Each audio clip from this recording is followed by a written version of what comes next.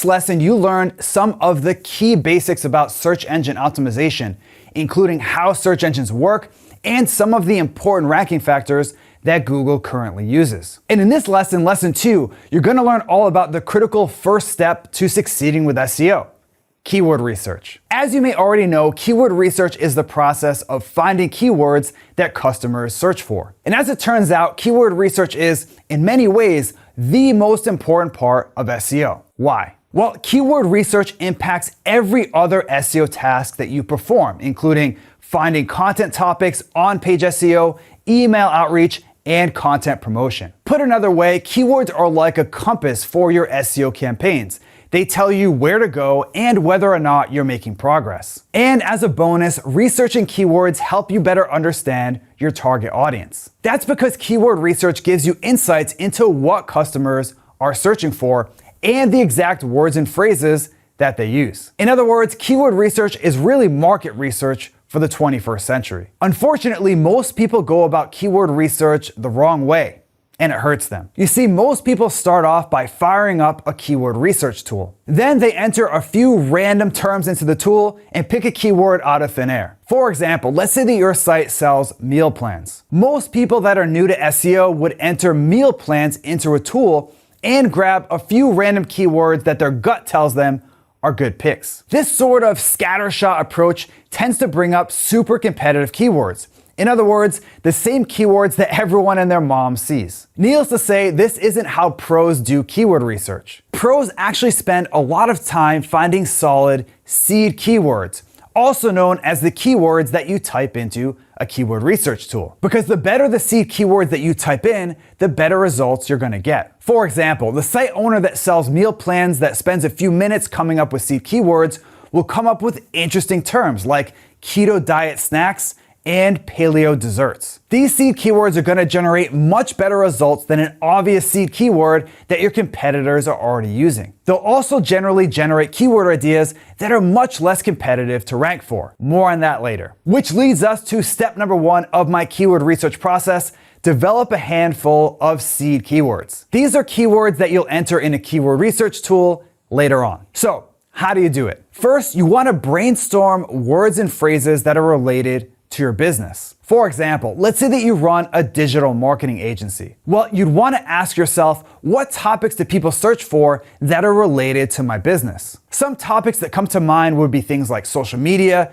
email marketing, website traffic, content marketing, blogging, and PPC. Now remember, you're just brainstorming here, nothing's set in stone. So don't be afraid to jot down anything that comes to mind. You can always change or delete it later on. Second, find searches related to terms in Google search. Another cool way to find keywords is to check out the searches related to section at the bottom of Google search results. For example, let's say a term that you had in mind was organic dog food. Well, you'd want to search for that keyword in Google and scroll down to the bottom of the page. There you'll find a list of 8 keywords that are closely related to your search term. Now, an important thing to note here is that these are keyword ideas that come straight from Google. So you don't need to guess whether or not they're popular. Google is literally telling you tons of people are searching for these related keywords. Now, as a pro tip, you can click on one of the searches related to keywords. Then scroll down to the bottom of those results, and this will give you a whole new list of related keywords and bring up seed keywords that would be hard to find otherwise. Next up, check out Wikipedia. In my experience, Wikipedia is an overlooked keyword research goldmine. Where else can you find articles curated by thousands of industry experts, all organized into neat little categories? So here's how to use Wikipedia to find keyword ideas. First, head over to Wikipedia and type in a broad keyword related to your niche. For example, let's say that you run an e-commerce site that sells organic coffee. You'd want to enter coffee into Wikipedia search. That will take you to the Wikipedia entry for that broad topic. Then look for the content section of the page. This section lists out the subtopics covered on that page. And some of the subtopics listed here are awesome keywords that would be tough to find any other way. You can also click on some of the internal links on the page to check out the table of contents of other closely related entries. For example, on the coffee entry, we have a link to coffee preparation. When you click on that link, you'll notice that the table of contents for the coffee preparation page has even more keywords that you can add to your list. Another strategy is to use SEMrush's keyword magic tool. This feature does one simple thing, and it does it well. It generates a lot of keyword ideas. For example, when I put paleo diet desserts into it, a lot of these keywords aren't just variations of the keyword that you typed in. They're unique keywords that are actually really outside the box seed keywords. So quickly scan this list for anything interesting that stands out and move on to our final strategy, which is to find topics on Reddit. Chances are your target audience hangs out on Reddit already, which means you can usually find a lot of great keyword ideas on this platform. Here's how. So let's say that you run a site that sells organic dog food. So you'd head over to Reddit, then search for a broad topic that your target audience is interested in, and something that's related to what you sell. Then choose a subreddit where your audience probably hangs out. Finally, keep an eye out for threads that have lots of comments like this. In this case, you'd want to add dog food allergies to your seed keywords list. One thing to keep in mind about these strategies is that you don't need to execute all of them. Just choose the strategies that make the most sense for you and your business. The important thing is that at this point, you should have at least 5 and maybe even 20 or more seed keywords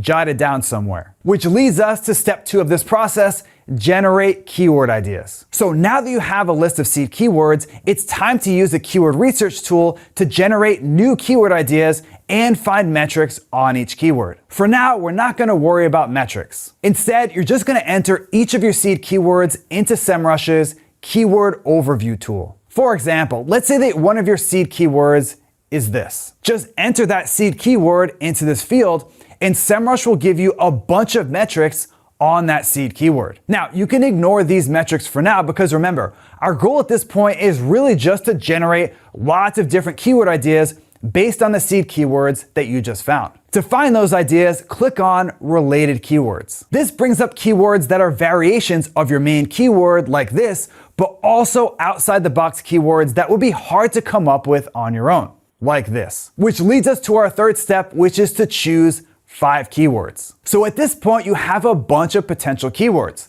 What's next? You want to choose 5 high potential keywords. These are keywords that you'll create content around in the next lesson. You can always repeat these steps later on once your first 5 articles are finished. So back to this lesson, how do you choose 5 keywords with the most potential? When it comes to choosing keywords, there are 1,000,001 different factors to take into account, from seasonality to how much the keyword is trending up or down over time. And as you get more advanced to SEO, you can be a little bit more scientific when it comes to choosing keywords. But for our purposes of just getting started and making progress, you really only need to worry about 3 factors: competition, search volume, and revenue potential. Let me cover each of those factors right now. First up, we have keyword competition. As the name suggests, this is how hard it is to rank for that specific keyword in Google. If you're just starting out in SEO, or if your site is brand new, you do want to focus quite a bit on low competition keywords. That way, your site can get some early traction and traffic relatively quickly. And you can start to go after more competitive keywords later on. For example, when I first launched my site, I targeted relatively easy keywords like this. Then, as my site built up some authority, I started to target more competitive terms like this. To find low competition keywords in SEMrush, just click on this KD percentage button. Then choose Very Easy. This will bring up the lowest competition terms on the list. Now, if you don't find anything good with that filter, no worries. Just change it to Easy. This still brings up low competition terms. They're just not quite as wide open as those very easy keywords. Next, you want to see how many people search for the keywords that are still on your list, also known as monthly search volume. The question is, how many searches does a keyword need to make it worth optimizing for? The short answer is, it depends. The longer answer is, there's really no minimum search volume for everybody because every industry is completely different. For example, in my niche, B2B, a keyword with a search volume of 25,000 a month is really high. But in a B2C space like fitness, 25K is nothing. So I recommend choosing a keyword that has relatively strong search volume for your industry. Specifically, sort your keyword list in SEMrush by search volume. This will bring up keywords that have the most monthly searches, and you can scroll down the list from there. In general, more searches equals more potential traffic for you. So if a keyword has high search volume and low competition, that usually makes it a winner. But there's still one last factor to consider: revenue potential. Now, it's one thing for a keyword to get lots of searches and have low competition, but the more important question is, will that keyword actually make you any money? There are two ways to figure that out. First, check out the CPC in SEMrush. This is SEMrush's estimate of how much an advertiser generally spends for a single click in Google Ads. As you might expect, the higher this number, the better. For example, you can see that this keyword CPC is only a few cents. So even if you did rank for this keyword, it would probably only bring in mostly tire kickers. But this other keyword with similar competition and search volume has a cost per click of over $10. That keyword is much more likely to bring in paying customers. The second element of earning potential is called product keyword fit. In other words, does this keyword have anything to do with what you sell? Now, obviously, the closer the keyword is to your product or service, the better that searcher is gonna convert. That said, you don't always need to target keywords that are directly related to what you sell. For example, let's say that you sell organic dog treats on your e-commerce site. Now, a keyword like organic dog treats would be a perfect product keyword fit, but it's probably too competitive if you're just starting out. On the other hand, these keywords don't have quite as strong of a product keyword fit, but they're still keywords that health-conscious dog owners, your target customer, searches for in Google. And when you get them to your site, many of them will head over to your product and category pages, sign up for your email list, or follow you on social media, all of which mean that they can buy from you then or later down the road. And if after all this you don't have 5 keywords yet, you can just enter another seed keyword and go through this process again. So yeah, at the end of the day, there's no magic formula that's gonna tell you this is the perfect keyword for you.